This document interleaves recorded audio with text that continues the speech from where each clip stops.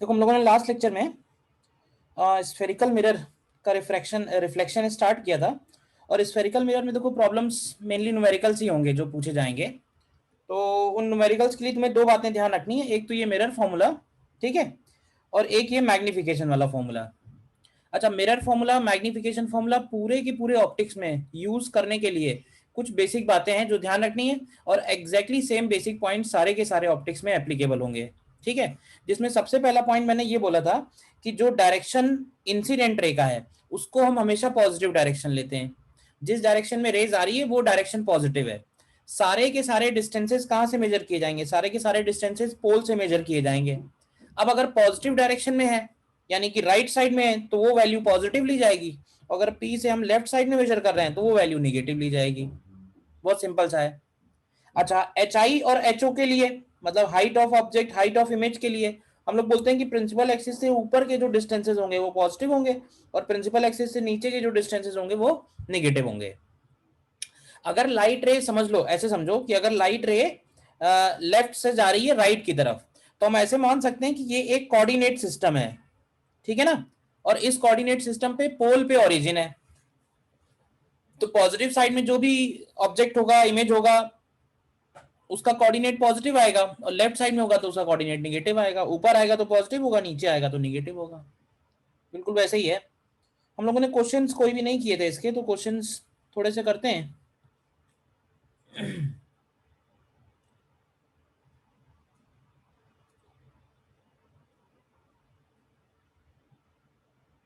देखो इसमें, देखो एक ये सिंपल क्वेश्चन है, करो ट्राई इसको। देखो इसमें क्या क्या कह रहा है। इसमें सिंपली बोल रहा है object of length 2.5 centimetre is placed at a distance 1.5 f from a concave mirror, ठीक है। The length of object is perpendicular to the principal axis.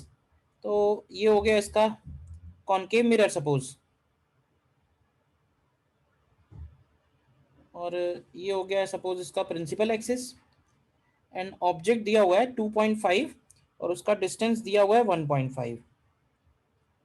तो सपोज ये ऑब्जेक्ट हो गया, हाइट इसका 2.5 सेंटीमीटर है और इसका डिस्टेंस पोल से दिया हुआ है कितना, 1.5 f। f इसका फोकल लेंथ है, ठीक है।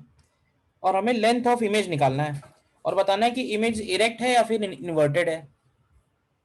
तो देखो हम लोग इसमें डायरेक्टली लिख सकते हैं, u का वैल्यू अगर देखो ध्यान से, तो u का वैल्यू -1.5f होगा। इसमें कोई डाउट है किसी को? तो बताओ, क्योंकि पॉजिटिव डायरेक्शन टुवर्ड्स राइट है। No sir. और हम सारे डिस्टेंसेस मेजर करेंगे पोल से, तो अगर हम पोल से मेजर करेंगे u की तरफ तो u का वैल्यू लेफ्ट में आ रहा है, तो -1.5। ध्यान रखना फोकल लेंथ को भी हम -f लिखेंगे, मतलब जब फॉर्मूले में रखेंगे f एक वेरिएबल की तरह ट्रीट हो रहा है, यानी f एक अननोन नंबर है ऐसे मान लो, तो फोकल लेंथ की भी वैल्यू हम -f में ही रखेंगे। देखो जितनी बातें हमें पता होती हैं, यानी कि जो नोन वैल्यूज हैं, नोन वैल्यूज को हम लोग विद साइन रखते हैं, और जो अननोन वैल्यूज होती हैं वो साइन के साथ निकल के आ जाएंगी जब सॉल्व करेंगे। तो हमें उससे पता चल जाएगा कि इरेक्ट है, इन्वर्टेड है, इनलार्ज है, डिमिनिश्ड है। तो अब इसमें डायरेक्ट मैग्निफिकेशन लगा दो तुम, और डायरेक्ट मैग्निफिकेशन का फॉर्मूला है F upon F minus you. तो क्या आ जाएगा, ये आ जाएगा -f upon -f minus of 1.5, तो ये +1.5 हो जाएगा। क्यों भाई, तो ये कितना आता है निकल के यहाँ से, -2 आता है। तो -2 आने का मतलब है कि हेंस एच आई की वैल्यू जो होगी वो -2 टाइम्स एच ओ होगी, यानी एच आई की वैल्यू -5 आ रही है। और -5 आने का मतलब है कि इन्वर्टेड है या फिर इरेक्ट है, इन्वर्टेड हो गई बस। तो ऐसा नहीं कि कोई केस हमें याद हो तभी काम बनेगा, वो जो केसेस मैंने कहे थे बनाने के लिए एक बार बना लिए ना आपने। जी सर।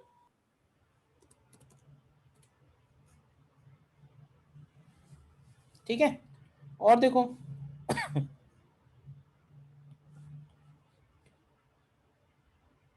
नेक्स्ट देखो,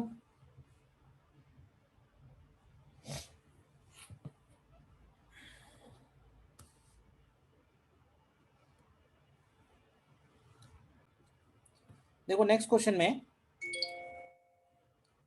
में कह रहा है a rod of length 10 centimetre lies along the principal axis of a concave mirror, focal length 10 centimeter, in such a way that end closer to the pole is 20 centimeter away from it. तो इसका answer 5 आ रहा है। 5 आ रहा है, ठीक है, सही होगा। तो सपोज ये हो गया, फोकल लेंथ इसका 10 सेंटीमीटर, एंड यहाँ पे इसका एफ होगा और ये इसका सी होगा, क्यों भाई? और अगर ये इसका सी है तो ये जो रॉड है ये इस तरह से रखी हुई है कि end closer to the pole is at a distance 20 centimetre away from it. तो क्या ऐसे बोल सकते हैं कि जो सी पे है उसका इमेज तो सी पे ही बन जाएगा, इसको तो सॉल्व करने की जरूरत है नहीं। हाँ, ये वाला जो दूसरा वाला एंड है इसका, लेट्स से ये रॉड ए बी है, तो एंड बी के लिए सॉल्व करना पड़ेगा हमें। तो फॉर एंड बी, तो एंड बी के लिए तुम देखो u की वैल्यू -30 सेंटीमीटर आएगी। फोकल लेंथ की वैल्यू जब फॉर्मूले में रखेंगे तो -10 रखेंगे, कॉनकेव मिरर है। तो मिरर फॉर्मूला लगाते हैं, 1/f is equal to 1/v -1/u। तो ये आएगा -1/10 is equal to 1/v minus minus plus 1 sorry plus होता है ना, ये प्लस होता है, यस। हो जाएगा -1/30। तो यहाँ से v की वैल्यू क्या आती है निकल के? -1/15, v की वैल्यू -15। ठीक है ना। तो -15 का मतलब ये हुआ कि इस रॉड की जो इमेज है वो इस तरह से बनेगी, देखो, मतलब जो ए डैश ए बी है उसका ए डैश बी डैश इस तरह से आएगा, और ये जो बी डैश वाला एंड है वो यहाँ से 15 सेंटीमीटर में आ रहा है, तो लेंथ ऑफ इमेज यहाँ से 5 हो जाएगा। कर लिया सभी लोगों ने, length of image is 5 centimetre.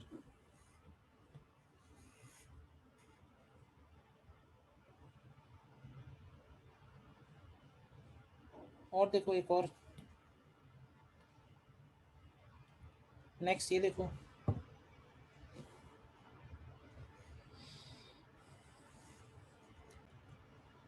देखो इस केस में क्या करना है, image of an object approaching a convex mirror of radius of curvature 20 centimetre, यानी कि फोकल लेंथ उसका हो जाएगा प्लस का 10 मीटर, कॉन्वेक्स है क्योंकि, along its optical axis is observed to move from 25/3 to 50/7 in 30 seconds।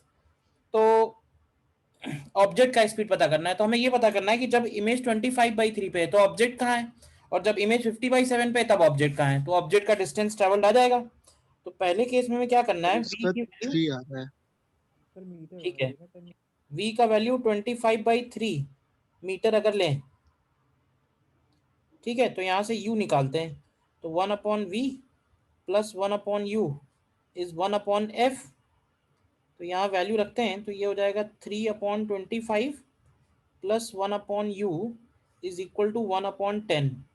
तो यहाँ से तुम अगर u की u1 यानी कि पहला u निकालोगे अगर, तो ये आएगा 1/10 माइनस 3/25, तो भाई तो u का वैल्यू -50 मीटर आता है।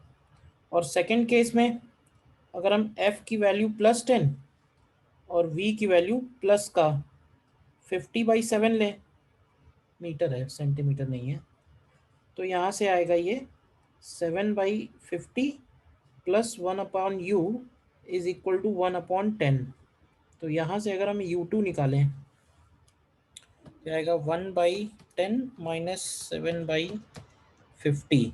तो यहाँ से u2 का वैल्यू -25 मीटर आता है, यानी कि डिस्प्लेसमेंट ऑफ ऑब्जेक्ट कितना हो गया, ऑब्जेक्ट कितना मूव किया इतनी देर में, तो ऑब्जेक्ट का डिस्प्लेसमेंट हुआ 25 मीटर, और कितनी देर में, इन 30 सेकेंड्स। तो स्पीड कितनी हो जाएगी, तो स्पीड हो जाएगी 25/30 मीटर पर सेकेंड। तो मीटर पर सेकेंड को किलोमीटर पर आवर में कैसे ले जाएंगे, क्यों भाई, क्या 18/5 से मल्टीप्लाई करेंगे तो कितना बनेगा,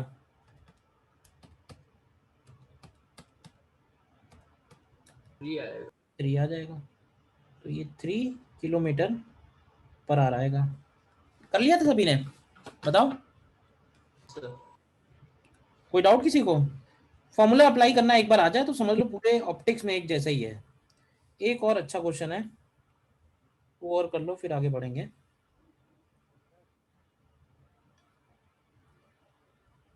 सर हाँ बोलिए। फोकल लेंथ आपने पहले वाले में 10 मीटर क्यों लिया? 20 फोकल लेंथ है।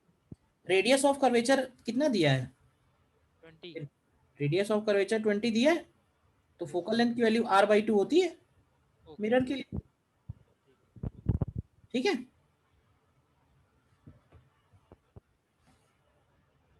नेक्स्ट देखो, नेक्स्ट एक अच्छा क्वेश्चन है। Least distance of distinct vision, ये क्या होता है? ये मालूम है? 25 सेंटीमीटर। मतलब होता क्या है? मतलब ये वो डिस्टेंस होता है जितने डिस्टेंस पे अगर हम ऑब्जेक्ट को रखेंगे तो वो ऑब्जेक्ट हमको मैक्सिमम मैग्निफिकेशन के साथ दिखेगा और मोस्ट क्लियर वे में दिखेगा। मतलब 25, अगर हमें किसी ऑब्जेक्ट को क्लियरली देखना है तो हमें क्या करना चाहिए? तो हमें उससे पास से पास रखना चाहिए, बट पास रखने की भी एक डिस्टेंस है, तो उसी डिस्टेंस को बोलते हैं least distance of distinct vision. मतलब इससे कम डिस्टेंस पे अगर रखेंगे तो फिर हमारा क्लैरिटी थोड़ा लूज होगा। तो 25 सेंटीमीटर इसकी वैल्यू होती है। फिलहाल इस क्वेश्चन में डी लेके सॉल्व करना है। तो कॉन्वेक्स मिरर में एक कोई किसी को अपना चेहरा देखना है और मैक्सिमम मैग्निफिकेशन के साथ देखना है। तो मैक्सिमम मैग्निफिकेशन तभी होगा जब ऑब्जेक्ट और इमेज, ऑब्जेक्ट ही ऑब्जर्वर है, ऑब्जर्वर भी ऑब्जेक्ट ही है एक तरह से। तो उसका जो इमेज बनेगा, फेस का जो इमेज बनेगा कॉन्वेक्स मिरर में, उसका डिस्टेंस कम से कम होना चाहिए। अब मैक्सिमम मैग्निफिकेशन के लिए वो डिस्टेंस क्या लोगे? करो, पहले ट्राई करो, अपने आप आ जाए तो अच्छा है। देखो इस केस में क्या करना है, कॉन्वेक्स मिरर में मैक्सिमम मैग्निफिकेशन के साथ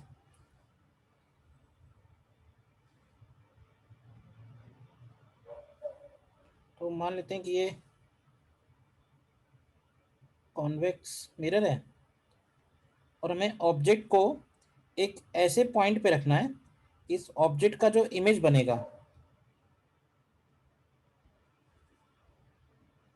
हमें मालूम है कि इस ऑब्जेक्ट का जो इमेज बनेगा वो कॉन्वेक्स के केस में कैसा बनता है, मालूम है ना सभी को?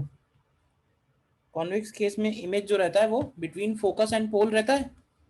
तो हम ये चाहते हैं कि ये मैग्निफिकेशन इसका मैक्सिमम हो। तो मैक्सिमम मैग्निफिकेशन के लिए इन दोनों के बीच का डिस्टेंस डी होना चाहिए, ऐसे समझ लो। तो अगर हम ऑब्जेक्ट का डिस्टेंस यहाँ से x ले लेंगे तो इमेज का डिस्टेंस यहाँ से d-x आएगा, और इसका रेडियस ऑफ कर्वेचर r दिया हुआ है तो इसका फोकल लेंथ हो जाएगा r/2। तो अब इसमें जरा फॉर्मूले में रखते हैं, क्या मिलेगा?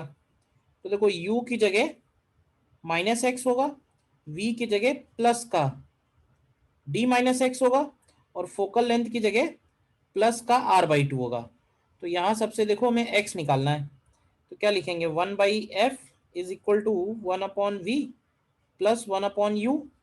तो ये आ जाएगा यहाँ से 2/r equal to 1/d-x minus 1/x। तो जरा इसको सॉल्व करते हैं तो क्या आएगा? 2/r इक्वल टू, नीचे हो जाएगा x इंटू d-x और ऊपर आ जाएगा x माइनस d-x। क्यों भाई, सर। क्लियर है ना? तो यहाँ से जरा x निकालो, क्या मिलेगा? तो ये आ जाएगा 2xd minus 2x² is equal to, ऊपर क्या बचेगा? ऊपर आएगा 2x minus D upon x D minus x²। तो ये हो जाएगा 2rx माइनस आर डी। तो यहाँ से 2x² plus 2 times r minus d into x minus r into d equal to 0। तो यहाँ से देखो x की वैल्यू निकलेगी, x की हमें पॉजिटिव वैल्यू रखनी है, ये ध्यान रखना। और मैक्सिमम मैग्निफिकेशन के लिए क्या करेंगे? तो मैग्निफिकेशन की वैल्यू है f upon f minus you. देखो तो यहाँ से f की जगह हो जाएगा r/2 और ये हो जाएगा r/2 minus of minus x, तो प्लस एक्स। तो वो x की वैल्यू उठा के हमें यहाँ रखनी है। तो ये बात देखो प्रूफ हो जानी चाहिए। देखो हम इसको ऐसे भी कर सकते थे इस क्वेश्चन को, हालांकि मुझे लगता है क्वाड्रेटिक तो एक सॉल्व करनी ही पड़ेगी। हम लोग मैग्निफिकेशन निकालना चाह रहे हैं तो मैग्निफिकेशन की वैल्यू ही m एज्यूम कर लेते हैं। तो अगर मैग्निफिकेशन की वैल्यू m है तो उस m के टर्म में ऑब्जेक्ट डिस्टेंस और इमेज डिस्टेंस निकालते और उनके डिस्टेंस को सम करके हम d के इक्वल कर देते। ये भी कर सकते थे,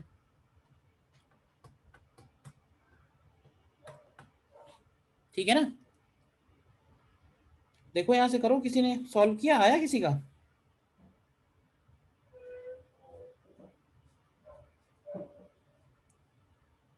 कैलकुलेशन है थोड़ा सा बट लेकिन कर सकते हो। हो जाएगा +8 RD अपॉन 4।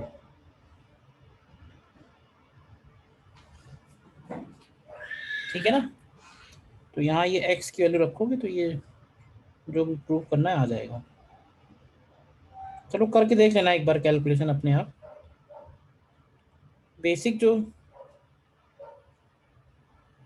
प्रॉब्लम है वो समझ में आ गया ना?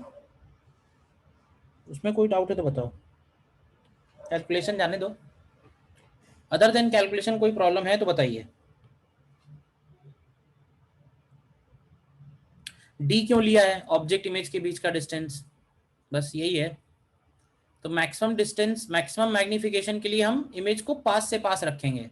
तो पास से पास रखने के लिए क्या कर सकते हैं? डी डिस्टेंस पे रख सकते हैं इमेज को।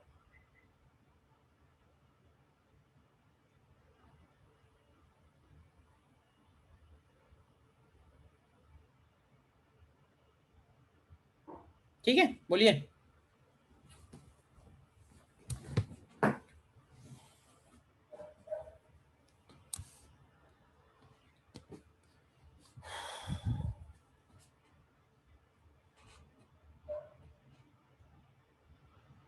तो मिरर में और ज़्यादा कुछ नहीं है, ठीक है। आगे बढ़ सकते हैं फिर हम लोग। नेक्स्ट हमारा रिफ्लेक्शन के बाद आएगा refraction of light. Refraction of light, तो रिफ्रैक्शन ऑफ लाइट में पहला टर्म जो हमें स्टडी करना है that is refractive index of a medium.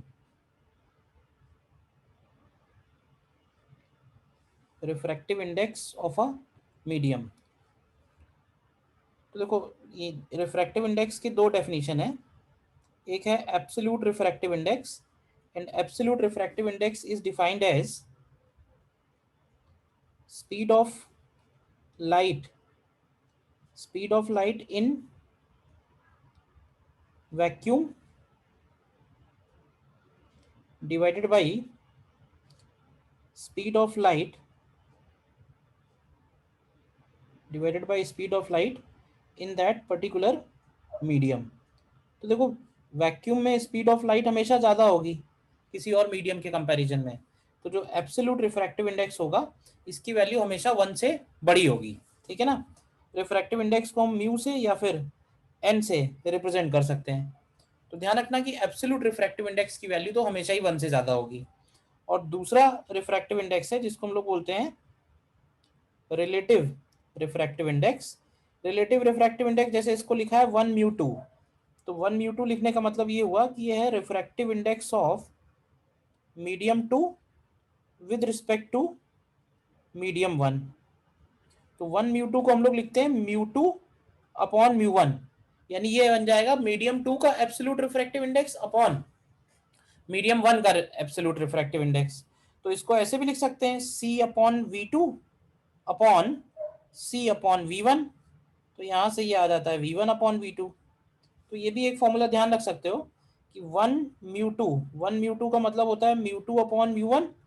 μ2 upon μ1 को हम लोग लिखते हैं V1 अपॉन V2, और V1 अपॉन V2 को और याद रखना λ1 अपॉन λ2, क्योंकि जब भी लाइट एक मीडियम से दूसरे मीडियम में जाएगी तो उसका वेलोसिटी चेंज होगा, उसका वेवलेंथ भी चेंज होगा, लेकिन उसका फ्रीक्वेंसी जो है वो कांस्टेंट रहेगा। तो ये प्रॉपर्टी भी तुम इसमें याद रख सकते हो। इसमें जैसे फॉर एग्जांपल करके देखें, जैसे ग्लास का एयर के रिस्पेक्ट में रिफ्रैक्टिव इंडेक्स 3/2 है और वाटर का एयर के रिस्पेक्ट में रिफ्रैक्टिव इंडेक्स 4/3 है। तो अगर हमें निकालना है डब्ल्यू म्यू जी, तो डब्ल्यू म्यू जी का मतलब होगा mu glass upon mu water. तो म्यू ग्लास की वैल्यू होगी 3/2 और म्यू वाटर की वैल्यू होगी 4/3। तो ये वैल्यू आ जाएगी 9/8। या अगर हमें लिखना है G mu W refractive index of water with respect to glass, तो ये 8/9 आ जाएगा। तो ध्यान रखना रिलेटिव रिफ्रैक्टिव इंडेक्स जो है, एब्सोल्यूट रिफ्रैक्टिव इंडेक्स बोलो या फिर इसको हम यही बोल सकते हैं refractive index with respect to air, क्योंकि एयर का रिफ्रैक्टिव इंडेक्स नॉर्मली हम लोग 1 लेके चलेंगे। एयर का रिफ्रैक्टिव इंडेक्स नॉर्मली हम लोग 1 लेके चल सकते हैं, तो इसको हम लोग refractive index with respect to air भी बोल सकते हैं। एब्सोल्यूट रिफ्रैक्टिव इंडेक्स जो होगा वो डेफिनेटली 1 से बड़ा होगा, लेकिन रिलेटिव रिफ्रैक्टिव इंडेक्स 1 से बड़ा भी हो सकता है, 1 से छोटा भी हो सकता है। और रिफ्रैक्टिव इंडेक्स क्या बता रहा है? रिफ्रैक्टिव इंडेक्स हमें सिर्फ ये बताएगा कि उस मीडियम में स्पीड ऑफ लाइट कैसे कंपेरेबल है विद रिस्पेक्ट टू वैक्यूम। बताओ, जैसे ग्लास का रिफ्रैक्टिव इंडेक्स अगर 1.5 है तो इसका मतलब है कि ग्लास में स्पीड ऑफ लाइट जो होगी वो वैक्यूम वाली स्पीड से 1.5 कम होगी, 1.5 टाइम्स। ध्यान रहेगा? बताइए। Yes sir. देन इसमें आता है लॉज ऑफ रिफ्रैक्शन में। तो लॉज ऑफ रिफ्रैक्शन में स्नेल्स लॉ हो गया, और स्नेल्स लॉ में हम लोग ये बोलते हैं कि जैसे कोई भी लाइट रे अगर मीडियम 1 से मीडियम 2 में रिफ्रैक्ट हो रही है, देखना ध्यान से। मान लेते हैं कि ये इसका, ये जो मैंने बनाया ये हो गया नॉर्मल, ठीक है। तो एंगल वगैरह सारे नॉर्मल से ही लिखे जाते हैं। तो ये हो गई सपोज इंसिडेंट रे और ये हो गई सपोज रिफ्रैक्टेड रे। ये कहलाएगी इंसिडेंट रे और ये कहलाएगी रिफ्रैक्टेड रे। तो इंसिडेंट रे का नॉर्मल के साथ एंगल अगर आई है और रिफ्रैक्टेड का नॉर्मल के साथ एंगल अगर आर है, तो स्नेल्स लॉ क्या होता है? मीडियम 1 का रिफ्रैक्टिव इंडेक्स μ1, मीडियम 2 का रिफ्रैक्टिव इंडेक्स μ2। तो हम इसको ऐसे लिखते हैं कि sine I upon sine are is equal to μ2 upon μ1। तो इसको तुम स्नेल्स लॉ को इस तरह से भी रिप्रेजेंट कर सकते हो, या इसको ज़्यादा आसान रहेगा, इसको ऐसे लिखो μ1 sine I is equal to μ2 sine R. मतलब जिस मीडियम में लाइट का एंगल आई है उस मीडियम के रिफ्रैक्टिव इंडेक्स के साथ उसका प्रोडक्ट, और जिस मीडियम में रिफ्रैक्टिव इंडेक्स μ2 है उसके साथ नॉर्मल के साथ एंगल आर। आई क्या बनेगा? आई बन जाएगा I is angle of incidence and R is angle of refraction. ठीक है ना? ध्यान रखना कि इस मीडियम में लाइट का जो स्पीड है, इस मीडियम में लाइट का जो स्पीड है वो v1 है, और इस मीडियम में लाइट का जो स्पीड है वो v2 है। तो स्पीड चेंज हो रहा है। स्पीड किस रेशियो में चेंज हो रहा है? उसी रेशियो में चेंज होगा जिस रेशियो में उसका म्यू डिक्रीज हो रहा है। देखो,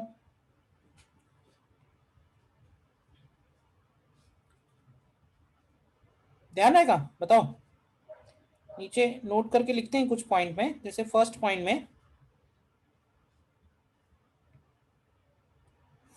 में एक इंपॉर्टेंट पॉइंट है, मीडियम सेपरेटेड बाय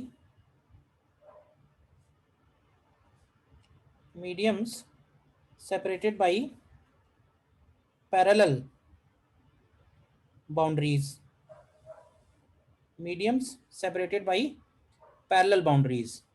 तो इसका क्या मतलब है? इसका मतलब ये है कि जैसे सपोज कई सारे मीडियम अगर हम लोग ले लें, ठीक है, μ1 μt μ2 μ3 μ4 इस तरह से,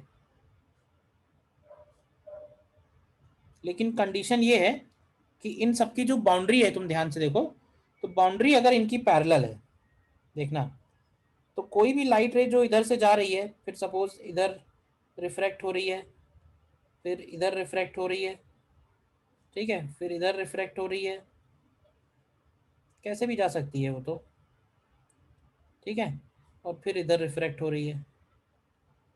तो इस लाइट का जो एंगल बन रहा होगा ना हर जगह, देखना, यहाँ का एंगल हो गया,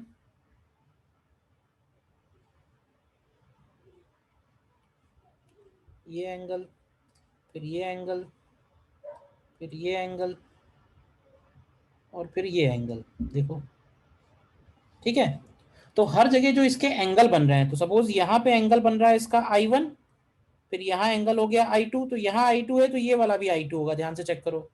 ये वाला एंगल हो जाएगा सपोज I3, तो ये वाला भी I3 बनेगा। तो ये वाला एंगल हो जाएगा I4, तो ये वाला एंगल भी होगा I4, और ये वाला एंगल होगा I5। तो यहाँ पे हम लोग एक बात ये बोल सकते हैं कि μ1 साइन I1 इक्वल टू होगा μ2 साइन I2 के, इक्वल होगा μ3 साइन I3 के, यही इक्वल होगा μ4 साइन I4 के, और यही इक्वल बनेगा μ5 साइन I5 के। तो खास बात यहाँ पे क्या समझ में आ रही है? खास बात ये समझ में आ रही है कि म्यू और उसके साइन का जो प्रोडक्ट है साइन आई, ये वैल्यू जो है कांस्टेंट रहेगी। लेकिन ध्यान रखना, ये आधी बात मत ध्यान रखना, पूरी बात ध्यान रखना कि जो बाउंड्रीज हैं वो कैसी हैं, पैरेलल बाउंड्रीज हैं, तभी एप्लीकेबल है ये। तो ये एक इंपॉर्टेंट पॉइंट है, नोट कर लो, इसमें बाउंड्रीज जो है वो पैरेलल बाउंड्रीज होनी चाहिए।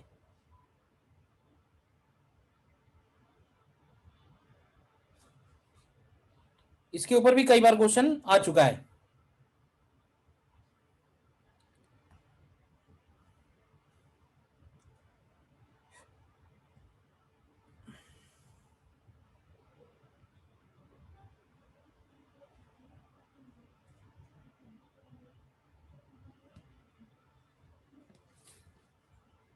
देखो, नोट करो,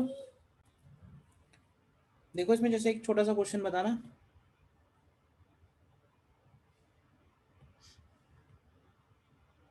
ये देखो IIT का ही क्वेश्चन है।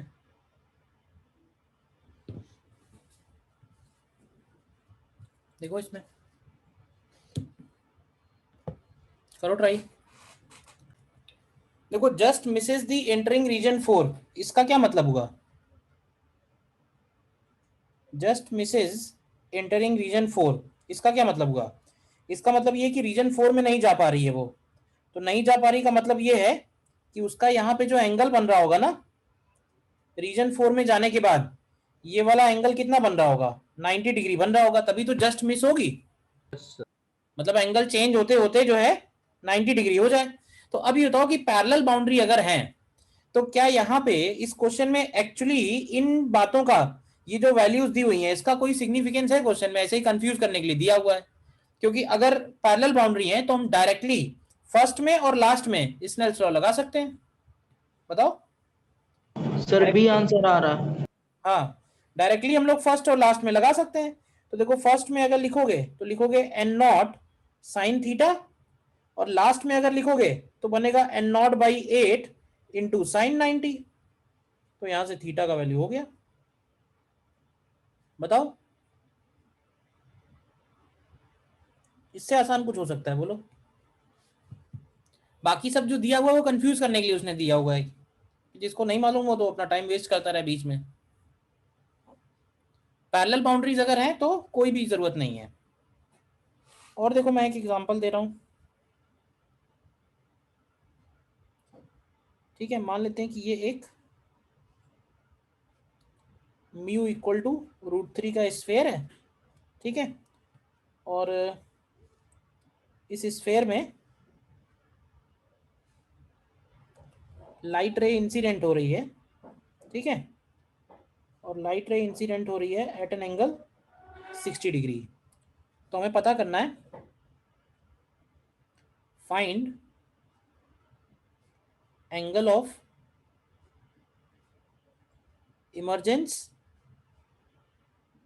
And net deviation. Angle of emergence and net deviation. मतलब फाइनली जब ये रे इसमें से बाहर निकलेगी तो कौन से एंगल पे इमर्ज हो रही है और उसका एंगल ऑफ डेविएशन क्या है, ये दो चीजें निकालनी है। देखो इस केस में सबसे पहले स्नेल्स लॉ लगाएंगे। अब बाहर कुछ नहीं दिया हुआ है तो बाहर एयर मान के चलेंगे, तो इसको लिखेंगे 1 into sine 60 is equal to √3 into sine r. क्यों भाई, तो यहां से साइन आर की वैल्यू क्या आ जाएगी 1/2। तो यहां से तुम देखो आर की वैल्यू आ रही है 30 डिग्री। इसका मतलब है जब ये रे अंदर की तरफ रिफ्रैक्ट हो रही है तो ये वाला एंगल 30 डिग्री बन रहा है। अब अगर ये एंगल 30 डिग्री है तो दोबारा फिर से यहाँ पे इंसिडेंट होगी और दोबारा इंसिडेंट होगी तो फिर 30 डिग्री पे होगी। अब देखो अगर अंदर एंगल 30 डिग्री है तो इसका मतलब बाहर 60 डिग्री है, वो तो निकाल ही लिया हम लोगों ने। तो बाहर ये इस तरफ जाएगी 60 डिग्री पे, तो ये वाली जो रे है ये बनेगी इमर्जेंट रे। और इमर्जेंट में जो फाइनली एंगल बन रहा है that is angle of emergence. तो यहां से निकल के आ जाएगा कि angle of emergence is 60 degree. अच्छा डेविएशन कैसे निकालेंगे तो भाई, वो भी 60 डिग्री। डेविएशन निकालने के लिए हम लोग एक काम ये कर सकते हैं कि ये लाइट रे आगे जा रही थी और ये लाइट रे आगे जा रही थी, तो ये देखो कि लाइट रे बेंड कितना हो रही है, ये कितना बेंड हो रही है वो Δ1 हो गया, और ये कितना बेंड हो गई इधर, ये Δ2 हो गया। डेविएशन हमेशा हम इसी तरह से निकालेंगे कि लाइट रे कौन सा रास्ता फॉलो कर रही थी और कितना मुड़ गई। तो अगर तुम Δ1 निकालोगे तो Δ1 की वैल्यू आएगी 30 डिग्री क्लॉकवाइज, और Δ2 निकालोगे तो Δ2 भी आएगा 30 डिग्री क्लॉकवाइज। तो अगर डेल्टा नेट लिखेंगे तो delta net becomes 60 degree clockwise. तो ये हमारा आंसर हो जाएगा एंगल ऑफ डेविएशन का। मेरे ख्याल से कर लिया होगा क्वेश्चन ज़्यादातर लोगों ने, बताइए। सर और देखो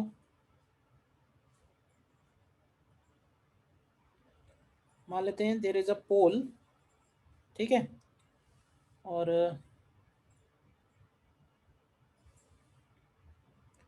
ये पोल एक पूल में है, ठीक है,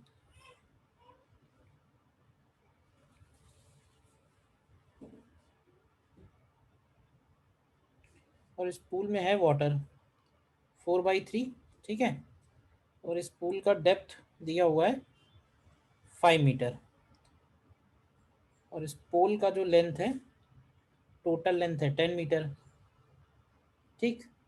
इसके बाद जो सन रेज हैं, सन रेज जो हैं वो आ रही हैं at an angle 53 degree with vertical, 53 degree with vertical पे आ रही हैं। तो हमें पता करना है फाइंड लेंथ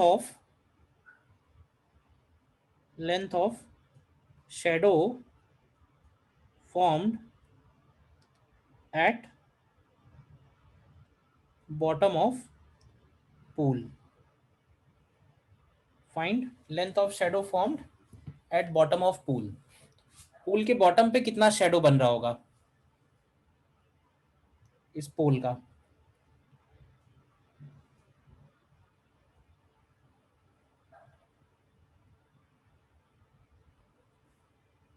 तो भाई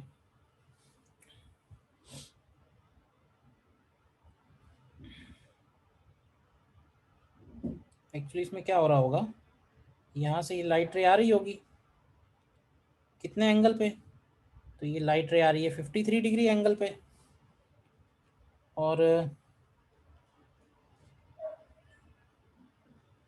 ठीक है, इसके बाद इस लाइट रे का होगा रिफ्रैक्शन, और रिफ्रैक्शन की वजह से वो यहाँ तक बनेगी। तो हो सकता है इस पोल का जो शैडो हो वो ये बनेगा, देखो ध्यान से, बनेगा कि नहीं बनेगा भाई, जितने पार्ट तक लाइट नहीं पहुंची वही तो शैडो बनाएगा। अब जरा कैलकुलेशन करो इसकी,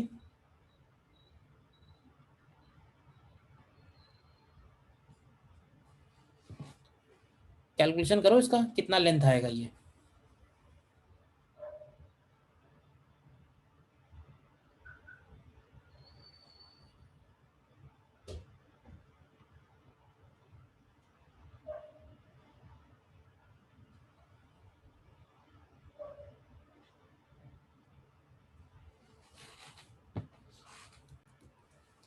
देखो ये वाला एंगल 53 है, तो जरा ये वाला एंगल निकालो, ये वाला एंगल कितना आएगा।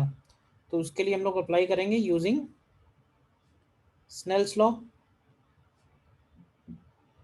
स्नेल्स लॉ किसे अगर लिखोगे तो इसको लिखेंगे 1 into sine 53 is equal to 4/3 into sine r. तो यहाँ से साइन आर कितना आएगा, 3/5 आ रहा है, और अगर साइन आर 3/5 है तो आर का वैल्यू 37 डिग्री आएगा।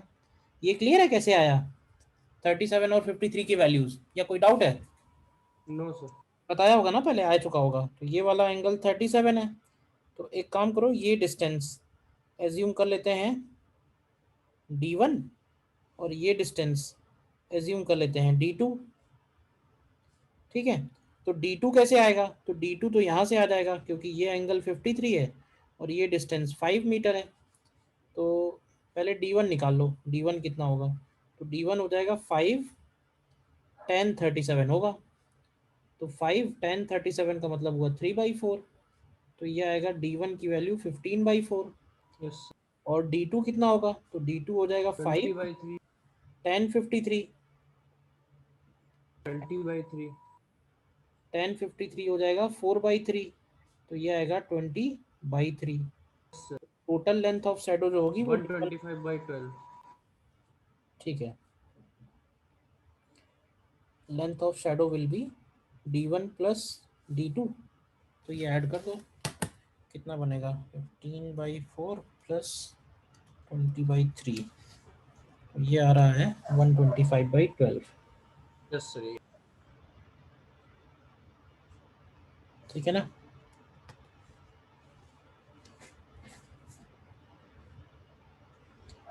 क्लियर है, कर लिया था सभी ने? सर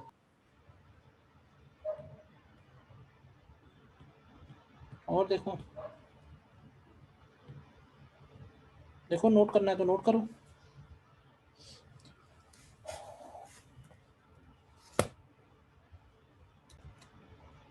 नेक्स्ट क्वेश्चन ट्राई करो। देखो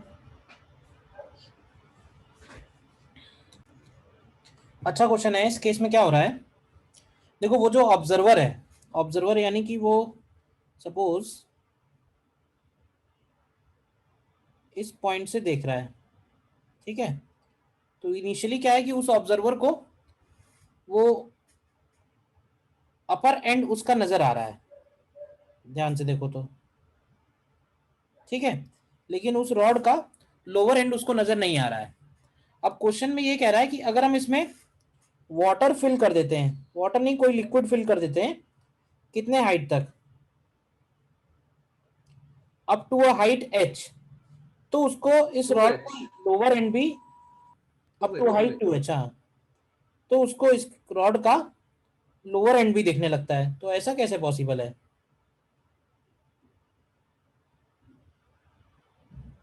लोअर एंड कैसे दिखने लगा? देखो लोअर एंड दिखने का पॉसिबिलिटी ये है कि लोअर एंड से चलने वाली जो रे है, अब वो इस पॉइंट से रिफ्रैक्ट होने के बाद यही वाली लाइन फॉलो कर जाए, तभी ऐसा हो सकता है कि उसको लोअर एंड भी दिखने लगा। बताओ, तो अब तुम्हें क्या करना है, यहाँ पे इसमें तुम्हें एक ये नॉर्मल ड्रॉ करना है, ध्यान से देखो तो। अब क्योंकि ये वाला एंगल, अब ये 2h है, ये भी 2h है, तो ये वाला एंगल तो 45 होगा ना, दिख ही रहा है। ये वाला एंगल सपोज कर लेते हैं कि सपोज ये वाला एंगल I है, तो इस लाइन को हम और आगे बढ़ा सकते हैं। देखो क्या बनेगा, I का वैल्यू निकलेगा क्या यहाँ से, तो यहाँ से tan I निकल आएगा, ध्यान से देखो तो। tan I का वैल्यू आएगा h/2h, यानी कि 1/2। तो sin I कितना हो जाएगा, sin I हो जाएगा 1/√5। और हम यूजिंग स्नेल्स लॉ,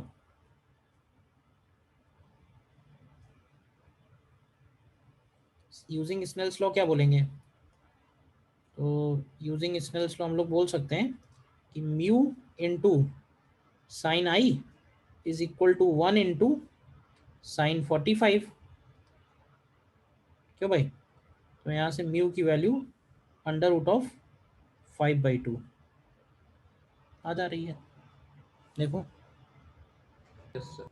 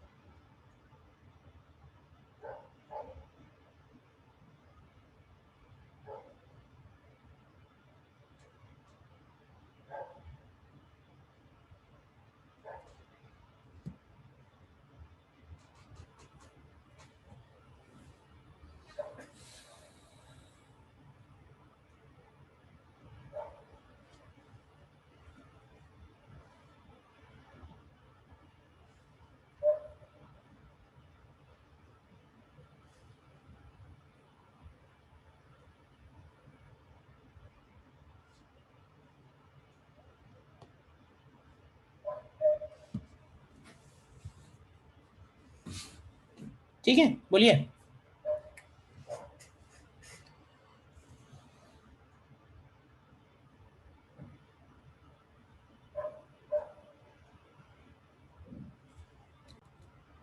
नेक्स्ट आगे इसमें देखते हैं,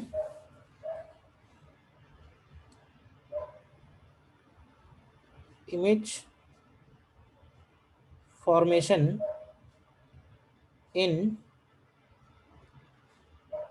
प्लेन सरफेस रिफ्रैक्शन। ठीक है, इसमें एक फॉर्मूला है जो हमें ध्यान रखना है। फॉर्मूला ये है कि अगर मान लेते हैं कि एक तरफ का मीडियम 1 है और एक तरफ का मीडियम 2 है,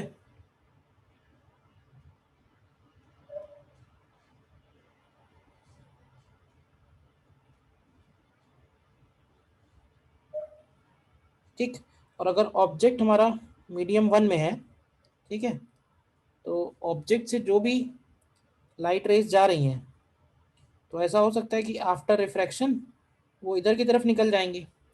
तो इन लाइट रेज को अगर हम पीछे की तरफ बैक ट्रेस करेंगे तो ये इसका इमेज फॉर्म बनेगा। यानी अगर कोई ऑब्जर्वर इधर से देख रहा है तो उस ऑब्जर्वर को ऐसा लगेगा कि वो जो ऑब्जेक्ट है वो पॉइंट आई पे है, ओ पे नहीं है। ठीक है,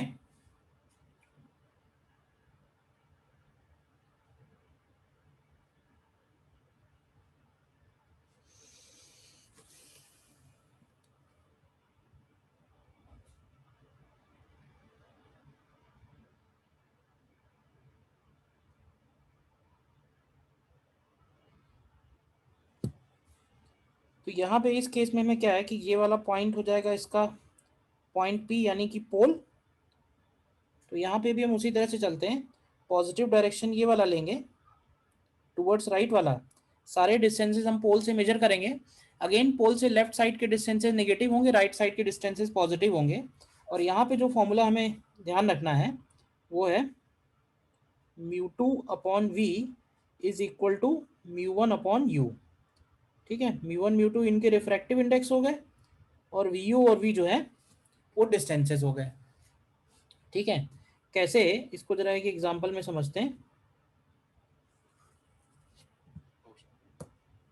स्पेशल केस में जैसे मान लो कि कभी तुमने देखा हो कोई पानी से भरा हुआ अगर टैंक है, ठीक है, और अगर हम उस टैंक का बॉटम ऑब्जर्व करते हैं तो हमको वो बॉटम कैसे नज़र आता है? क्या वो बॉटम हमें थोड़ा सा ऊपर की तरफ नज़र आता है? Sir. अभी हम यहाँ पे देख सकते हैं कि ऐसा कैसे होता है, देखना ज़रा ध्यान से। मान लेते हैं कि ऑब्जर्वर ये है और ऑब्जर्वर जो है उस टैंक का बॉटम देख रहा है, टैंक में भरा हुआ है सपोज पानी, इसका रिफ्रैक्टिव इंडेक्स हो गया म्यू, बाहर एयर है, और ये वाला जो डिस्टेंस है ये डेप्थ डी हो गया है। तो अब ये बताओ कि अगर ऑब्जेक्ट मान ले पॉइंट ओ पे, तो लाइट रेस किधर की तरफ जा रही हैं? लाइट रेस किधर की तरफ जा रही हैं? इंसिडेंट रेस किधर है? कैसे बोल सकते हैं इंसिडेंट रेस ऊपर की तरफ है? तो पॉजिटिव डायरेक्शन हो गया ऊपर की तरफ। देखना जरा ध्यान से, डिस्टेंसेस सारे कहाँ से मेजर होंगे? पी से। तो जरा बताओगे क्या u की जगह माइनस डी लिखेंगे?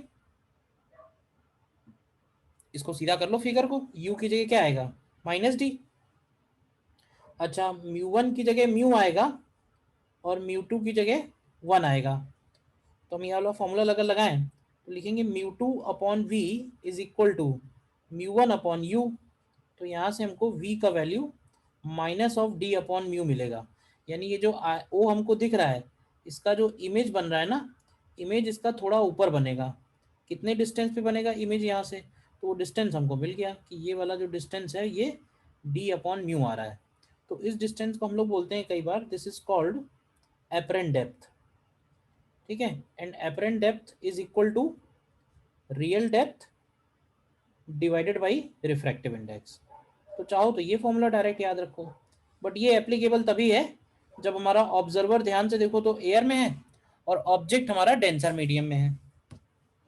ठीक है, दूसरा स्पेशल केस तब है जब इसी का उल्टा केस हो।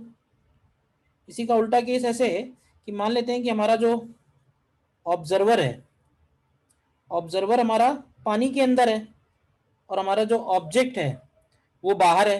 तो मान लेते हैं कि बाहर जैसे कोई बर्ड है और ये बर्ड यहाँ से h हाइट पे है, देखना जरा ध्यान से, और बाहर का रिफ्रैक्टिव इंडेक्स 1 है, अंदर का रिफ्रैक्टिव इंडेक्स म्यू है, और हमारा ऑब्जर्वर जो है सपोज अंदर से देख रहा है। तो इस केस में बताओ कि पॉजिटिव डायरेक्शन कौन सा बनेगा? इंसिडेंट रेस किधर आ रही हैं? नीचे। इंसिडेंट रेस इस बार नीचे की तरफ जा रही हैं, तो पॉजिटिव डायरेक्शन नीचे का होगा। सारे डिस्टेंसेस पी से मेजर किए जाएंगे। अब यहाँ पे तुम u की वैल्यू देखोगे तो माइनस एच जाएगी, μ1 की जगह 1 आएगा और μ2 की जगह म्यू आएगा। μ1 और μ2 कैसे डिसाइड हो रहे हैं? μ1 और μ2 कैसे डिसाइड हो रहे हैं? इंसिडेंट और रिफ्रैक्टिव साइड से। इंसिडेंट और रिफ्रैक्टेड साइड से। ठीक है, तो रे हमेशा μ1 यानी मीडियम 1 से मीडियम 2 में जा रही है, यानी μ1 से μ2 में जा रही है। ठीक है, तो इस केस में अगर तुम फॉर्मूला लगाओगे तो लिखेंगे μ2 upon V is equal to μ1 upon U. तो यहाँ से अगर तुम v की वैल्यू देखोगे तो माइनस टाइम्स म्यू एच हो जा रही है। ठीक है, यानी यहाँ पे जो फॉर्मूला बनेगा उसको हम ऐसे लिखेंगे कि एपरेंट हाइट जो होगी that is real height into mu. ठीक है ना, तो ये दो पॉपुलर केस हैं। अदरवाइज जो जनरल फॉर्मूला है वो ऊपर हमने लिखा हुआ है, μ2 upon V minus equal to μ1 upon you.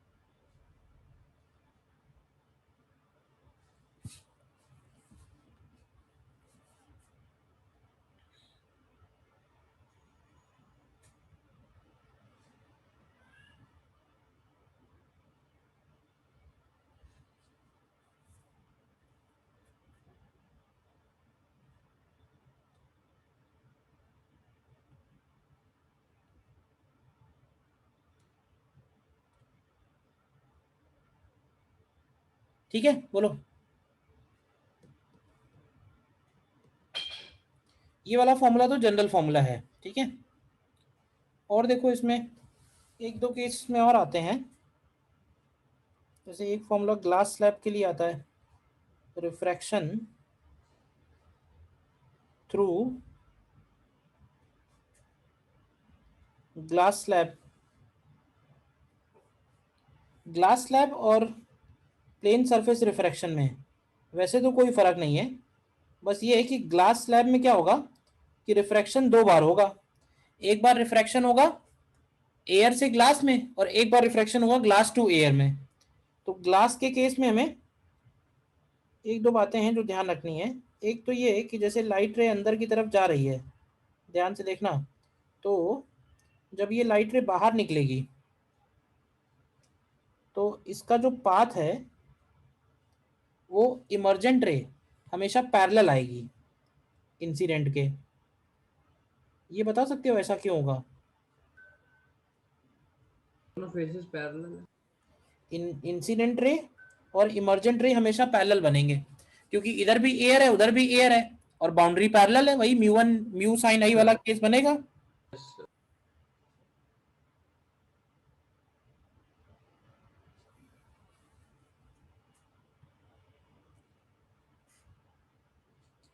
यहाँ पे मैं वैसे ये वाला फॉर्मूले पे कभी क्वेश्चन आया तो नहीं, बट एक फॉर्मूला है, ध्यान रखो।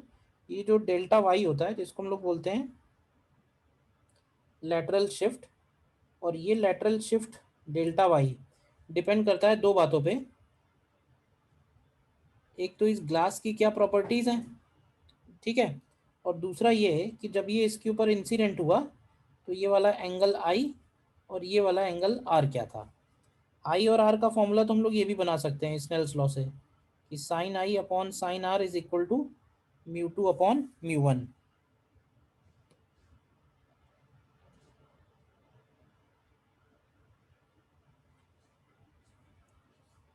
तो लेटरल शिफ्ट का फॉर्मूला जो आता है वो है t sine i minus r upon cos r. मतलब ये जब लाइट रे इस ग्लास स्लैब को क्रॉस कर जाएगी तो उसके बाद इसका शिफ्ट कितना आएगा, ये हो गया लेटरल शिफ्ट।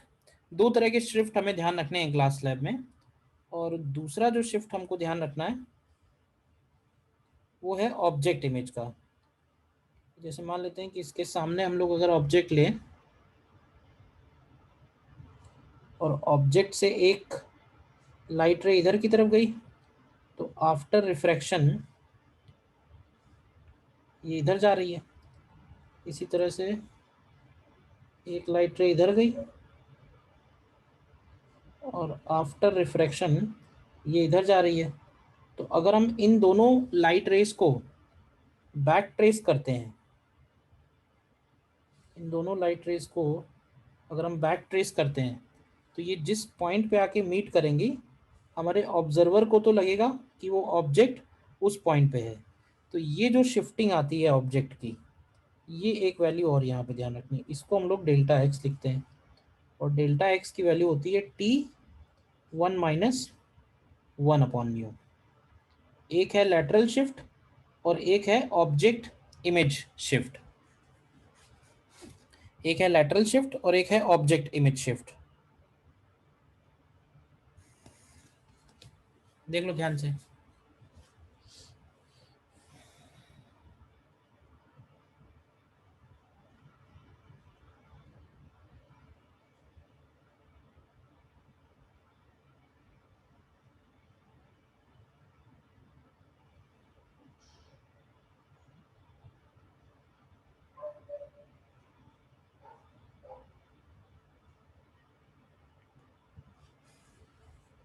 देखते हैं इसको अप्लाई करके तो और क्लियर हो जाएगा, क्वेश्चंस करेंगे तो ही क्लियर होगा।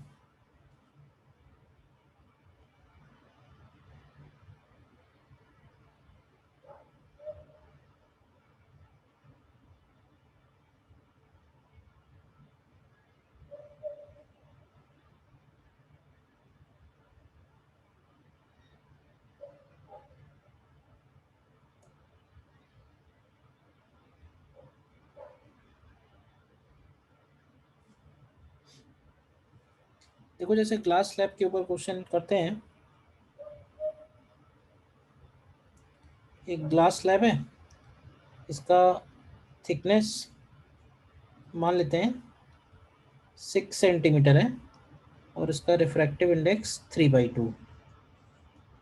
ठीक है, और इसके पीछे हम लोगों ने एक प्लेन मिरर रखा हुआ है एट ए डिस्टेंस 2 सेंटीमीटर, और सामने यहाँ पे एक ऑब्जेक्ट है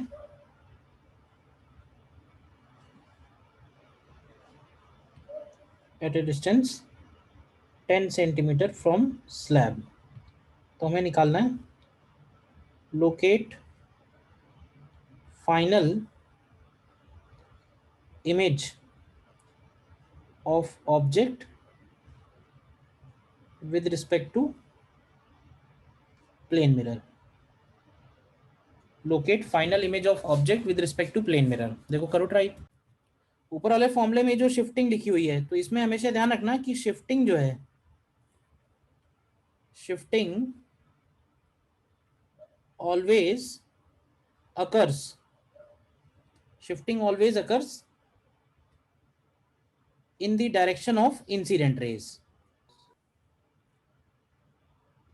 in the direction of incident rays। मतलब देखो मैंने रेज इधर से डाली डाइवर्जिंग, तो इमेज आगे बन गया।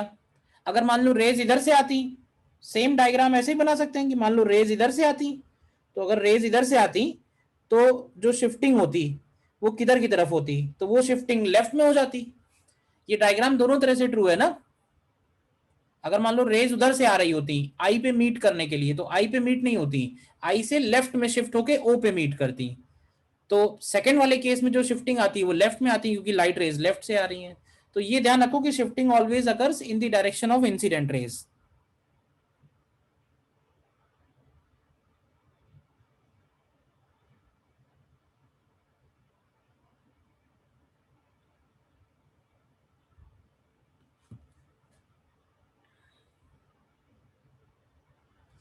अब इसमें देखो इस केस में क्या होगा, सबसे पहले इसमें तुम शिफ्टिंग निकालो।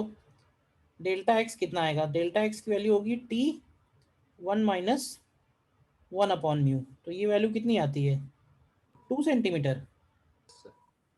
तो पहली बार जो ऑब्जेक्ट है, मतलब पहली बार जो रेज जाएंगी वो इधर की तरफ जाएंगी। अब इधर की तरफ जाएंगी तो ऑब्जेक्ट किधर की तरफ शिफ्ट होगा, तो ऑब्जेक्ट को हम बोलेंगे कि ऑब्जेक्ट लेफ्ट में शिफ्ट हो जाएगा। तो मान लेते हैं कि ये I1 पे बन जाएगा।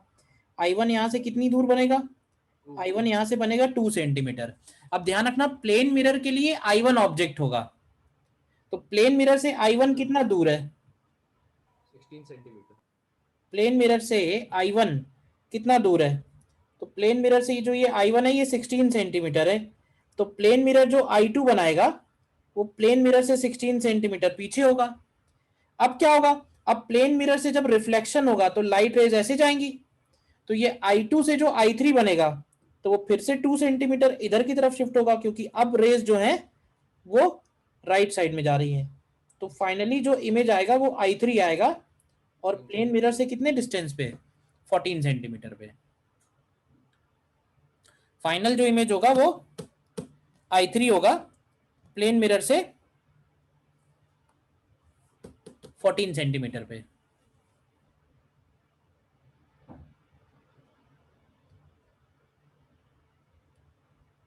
सर I3 I1 की इमेज है प्लेन मिरर पर। I3 फाइनल इमेज है। एक्चुअली क्या हो रहा है कि पहले रे इसको क्रॉस कर रही है, इसको क्रॉस कर रही है, तो मिरर को ऐसा लग रहा है कि रे कहां से आ रही है, मिरर को ऐसा लग रहा है कि रे I1 से आ रही है। तो मिरर उसका इमेज I2 बना रहा है। तो मिरर जब रेज को रिफ्लेक्ट करेगा तो उनको बैक ट्रेस करने पे I2 पे मीट करना चाहिए, लेकिन फिर से ये ग्लास स्लैब उसको शिफ्ट करा देगा। तो ग्लास स्लैब से शिफ्टिंग के बाद इमेज कहां बनेगी, I3 पे। I3 रे डायग्राम के साथ साथ विजुलाइज करो।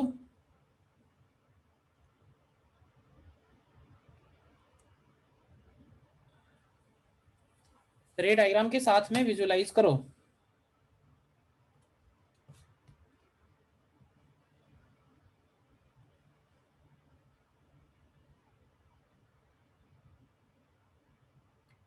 मान लो जैसे ये कॉनकेव मिरर है, फोकल लेंथ 20 सेंटीमीटर, और एक ग्लास स्लैब रख देते हैं यही वाली 6 सेंटीमीटर, और म्यू का वैल्यू 3/2 और एक ऑब्जेक्ट रखा हुआ है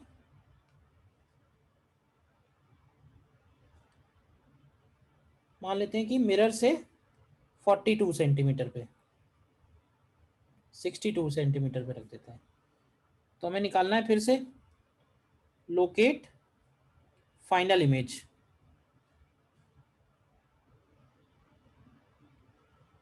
निकालो इसमें।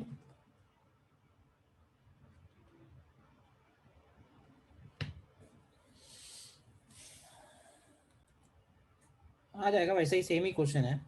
देखो इससे अगर हम शिफ्टिंग निकालेंगे तो इसका शिफ्टिंग आएगा 2 सेंटीमीटर। तो ऑब्जेक्ट से जो I1 बनेगा पहला इमेज, क्या वो 2 सेंटीमीटर टुवर्ड्स राइट बनेगा? बोलो। Yes sir. अच्छा, फिर इसके बाद अगर हम मिरर के लिए सॉल्व करेंगे तो मिरर के लिए U का वैल्यू -60 होगा, F का वैल्यू -20 होगा। तो यहां से V कितना आएगा? -30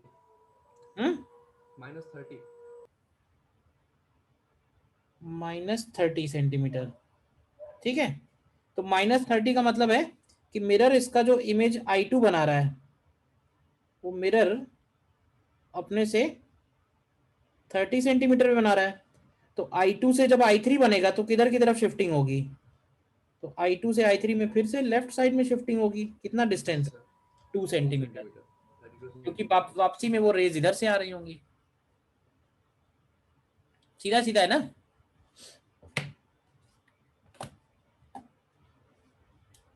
ठीक है, तो फिर मैं इसके कुछ और क्वेश्चन भेज देता हूँ जितना हम लोगों ने किया है ऑप्टिक्स में, तो उन क्वेश्चंस को एक बार आप ट्राई कर लेना।